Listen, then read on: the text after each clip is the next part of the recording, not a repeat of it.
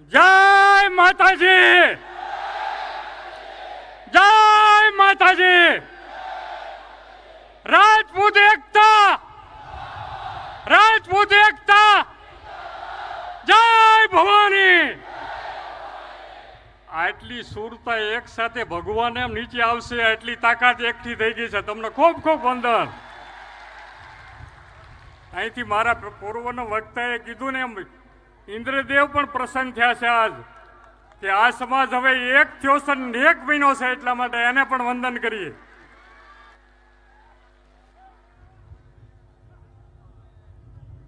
ગુજરાત ભરમાંથી અસ્મિતા મહાસંમેલનમાં ઉપસ્થિત ગુજરાત ભરમાંથી જુદી જુદી સંસ્થાના તમામ વડીલો,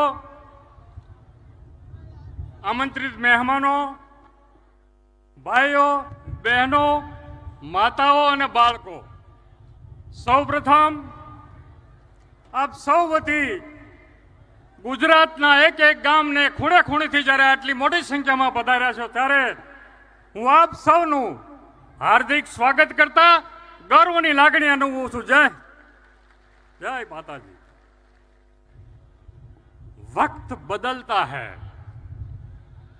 वक्त बदलता है, लेकिन रक्त नहीं बदलता.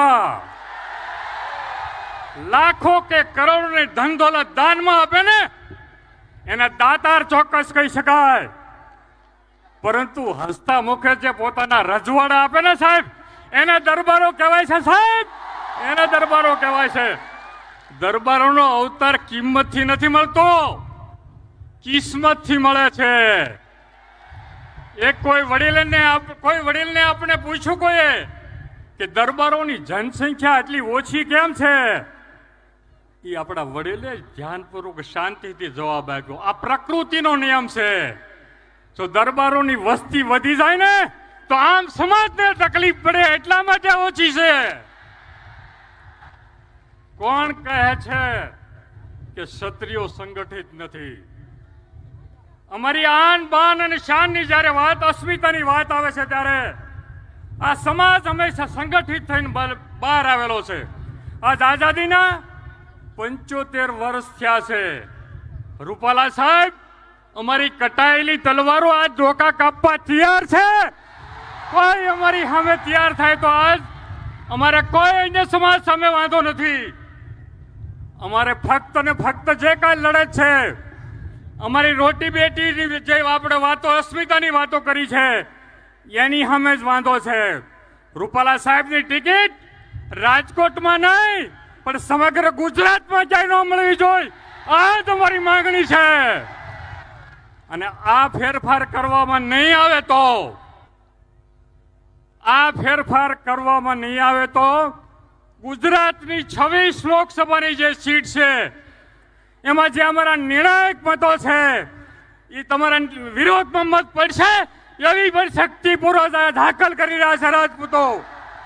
અને ગુજરાતના સીમાડા વટીને આ સમાજ યુપી, રાજસ્થાન, હરિયાણા, એમપી સુધી પસર્યો છે.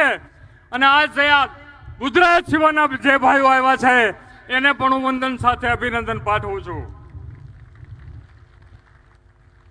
ફક્ત રાજકોટ જ નહીં પણ 26 સીટ ઉપર આની અસર થવાની છે. ત્યારે ખાસ કરીને સુરેન્દ્રનગર અને ભાવનગર જિલ્લાની વાત કરું તો આ બે જિલ્લા એવા છે જ્યાં ક્ષત્રિય સમાજના નિર્ણાયક મતો છે. આ નિર્ણાયક મતો જો એક જ તરફી અંતરવી પડશે તો રિઝલ્ટ બદલાવાની પણ આ શરીરમાં તાકાત છે. અને આવતા દિવસોમાં જો આ ટિકિટની રેટ થાય તો રિઝલ્ટ પણ બદલાઈ જશે. એની પણ હું તમને ખાતરી આપું છું, રિઝલ્ટમાં ફેરફાર થઈ જાય. સમગ્ર હિન્દુસ્તાનની અંદર કરણી સેના જેનું આપણું સંગઠન છે, બીજું સંગઠન મહાસંગઠન આપણું ક્ષત્રિય મહાસભાનું છે. અને આ ક્ષત્રિય મહાસભાના કરણી સંગઠનના કારણે આ આંદોલન ગુજરાત પૂરતું મર્યાદિત નથી રહ્યું પણ ગુજરાતના સીમાડા વટીને પણ બહાર ગયું છે. એટલે આ દેશના જે નેતાઓ છે બીજેપીના, એ આંખ ઉગાડીને જોવે કે 400 પારની વાત જે કરે છે ને, 400 પાર નહીં હવે તો નદી પાર થાવ, કચરા રૂપે ઠલવાઈ જાઓ, નદીને પાર કરો. આ ક્ષત્રિયો નો ઇતિહાસ ઘણો બધો મોટો છે. હજારો વર્ષ સુધી સંઘર્ષ કર્યું છે. એ પોતાના રાજના સીમાડા વટાવવા માટે નહીં, પ્રજાના કલ્યાણ માટે, બેન દીકરીઓ માટે, ધર્મ માટે, મંદિરોના રક્ષણ માટે આ સમાજે અનેક બલિદાનો આપ્યા છે. ઇતિહાસમાં લાંબી વાતો નથી કરવી, પણ સોમનાથ દાદાની જે ધજા ફરકે છે એ ધજા ફરકતી હોય તો ગોહિલવાડના હમીરસિંહ ગોહિલના બલિદાનથી ફરકે છે. હમીરસિંહ ગોહિલ જેવા અનેક બલિદાન આપ્યા છે. શ્રીનાથજીની મંદિરની મૂર્તિ આ જો અખંડિત રહી હોય તો આ સમાજના વીર દુર્ગાદાસ જેવા 50,000 કરતા વધારે રાજપૂતોએ એના બલિદાનો આપ્યા છે ને, એટલે શ્રીનાથજી મૂર્તિ આજ અખંડિત છે. આવા તો અનેક ઇતિહાસો છે. પણ આજ ક્ષત્રિય મહાસભા, ક્ષત્રિય સભાને, ક્ષત્રિયોને ખાસ કરીને લોકો બાપુ કહે છે. શું કામ બાપુ કહે છે? એના અનેક બલિદાનો ઉદાહરણ છે, એમાં નથી પડવું. પણ શિબિરાજોનો હોલાનો પ્રસંગ લ્યો. એક જો હોલો શરણે આવતો હોય તો આ રાજપૂતે પોતાનું અંક કાપતા પણ પાછું વાળીને જોયું નથી. એવી રીતે હરિચંદ્રનો રાજાનો પ્રસંગ લઈએ તો ચોકીદારની વાત કરીએ તો નીતિમત્તાનું ચોકીદારી એને કરી છે.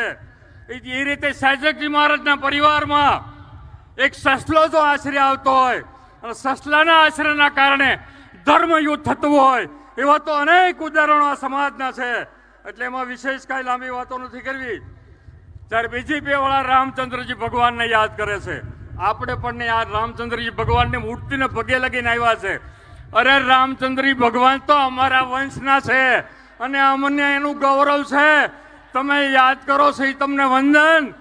પરંતુ રામચંદ્રજી પાસે કાંઈક શીખો, કારણ કે એને યુદ્ધ કરતા પહેલા કિષ્કંધાની રાજગાદી સુગ્રીવને આપી, પહેલા તિલક કર્યું.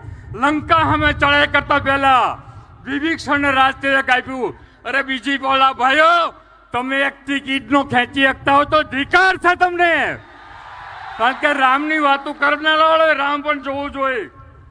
ભાવનગરના મહારાજા કૃષ્ણકુમારસિંહજીને મારે યાદ કરવો જોઈએ. મને ખબર છે ટાઈમ લિમિટ છે. ભાવનગરના મહારાજા કૃષ્ણકુમારસિંહજી આ દેશની એકતા અને અખંડતા માટે એક જ ખાલી 3 સેકન્ડની અંદર પોતાના 1800 પાદર આપી દીધા.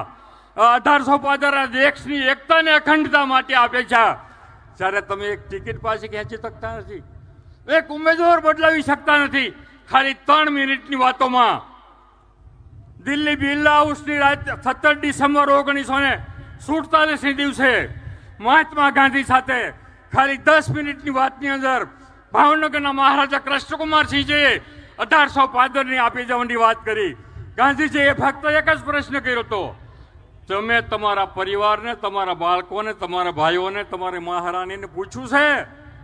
મહારાજા કૃષ્ણકુમારસિંહજી ફક્ત એમ જ કહ્યું છે કે અમારા ઘરના જે કોઈ વડીલો હોય ને એ નિર્ણય કરે ને, એ નિર્ણય અમારા કુટુંબને માન્ય હોય. એ અમારા સંસ્કારની પરંપરા છે, એટલા માટે મારે કોઈને પૂછવું નથી.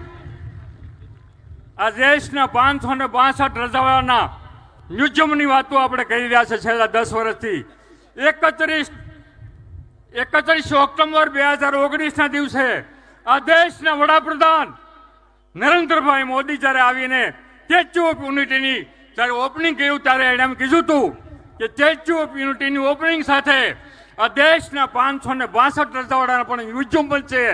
અરે મ્યુઝિયમ બનતા તો પછેલા 7-8 વર્ષ થઈ ગયા, હજી ગ્રાન્ટ પણ ફાળવી નથી. આ મુદ્દો પણ અમારો છે. ભાવનગર મહારાજા કૃષ્ણકુમારસિંહને ભારત રત્નથી એવોર્ડથી સંસ્કારવા એ પણ અમારી માંગણી છે. જામનગરના મહારાજા રણજીતસિંહ સાહેબને એના નામનું સ્ટેડિયમ બને અથવા તો કોઈ પણ એવોર્ડ અપાય એ પણ અમારી માંગણી છે. આવી તો અનેક માંગણી સાથે સંકળાયેલા છે. પણ નાનું એવું ઉદાહરણ આપી મારી વાત પૂરી કરું. જ્યારે અસ્મિતાની વાત આવે છે, નારીની રોટી બેટીની વાતો આવે છે, ત્યારે મનુ મહારાજ અયોધ્યાના રાજા હતા. ત્યારે મનુ મહારાજને વાયુદેવ પ્રસન્ન થઈ ગયા અને વાયુદેવ પ્રસન્ન થયા પછી એને એમ કીધું, હે મનુ મહારાજ, તમારી ઉપર હું પ્રસન્ન થયો છું, તમારે જોઈ માંગણી માંગી લ્યો. મનુ મહારાજે બે હાથ જોડ્યા. એને કીધું, પ્રભુ મારે કાંઈ જોતું નથી, તમારા આશીર્વાદ ને દયાથી મારા રાજનમાં સુખ સંપત્તિ સમૃદ્ધિ બધું છે, મારે કાંઈ જોતું નથી. ફરી વખત વાયુદેવે જ્યારે આગ્રહ કર્યો ત્યારે મનુ મહારાજે બે હાથ જોડીને એમ કીધું, હે વાયુદેવ, જો તમે મારી પર ખરેખર પસંદ થયા છો તો મારા રાજની મજૂરી કામ કરતી પ્રજા, મારી બેન દીકરી જ્યારે મજૂરી કર્યા પછી બપોરનું શિરામણ કર્યા પછી કોઈ પણ ઝાડ નીચે હુવે છે અને ઝાડ નીચે સૂતા પછી એના શરીર ઉપરની કપડા ક્યાંય આઘા પાછા ન થાય, એની મર્યાદા જળવાય રહે, આટલું જ મારે માંગવું છે. વિશેષ મારી કોઈ માંગણી નથી. અને આ દેશના આ લોકશાહીની અંદર આપણી રોટની બેન દીકરીઓ માટે જ્યારે અસ્મિતા માટે ઊભા થયા છે ત્યારે તમને કોટી કોટી વંદન. જ્યાં સ્નેહ છે ને ત્યાં સંકળાશ નથી, જ્યાં સ્વાર્થ છે ને ત્યાં મોકળાશ નથી. સંબંધોનું સર્જન ભલે સર્જનાર કરતો હોય, પરંતુ આપણા હાથેનું વિસર્જન ન થાય ને એની તાકીદારી રાખતા રહીએ, એકાબીજાને ગમતા રહીએ. સંજોગો ભલે ગમે એવા સર્જાય, એકાબીજાને નમતા રહે. આજ મારી વિરમદેવસિંહભાઈ કહેવાના છે, પણ મને વખતે જ પરિચય યાદ આવી ગઈ. ખાલી એક જ મિનિટમાં કહી દઉં. આજથી 100 વર્ષ પહેલા વર્તેજની અંદર પરિષદ બધાની 100 વર્ષ પહેલા મનુભા બાપુના અધ્યક્ષતાના ગોહિલવાડમાં, અને 100 વર્ષ પહેલાની ઉજવણી હમણાં ગોહિલવાડે કરી. આ સંમેલનની અંદર 15,000 ભાઈઓ મળેલા, 15,000 ભાઈઓ મળેલા, 1500 મહિલા મળેલી. અને 3 દિવસના કાર્યક્રમની અંદર ઘણા બધા નિયમો લેવાના, વિશેષ વાતો નથી કરી. મનુભાઈ આપણે વિરમદેવસિંહ કહે છે, અસ્તુ શાંતિથી મને સાંભળો બદલ જય હિન્દ, જય માતાજી, ભારત માતા કી.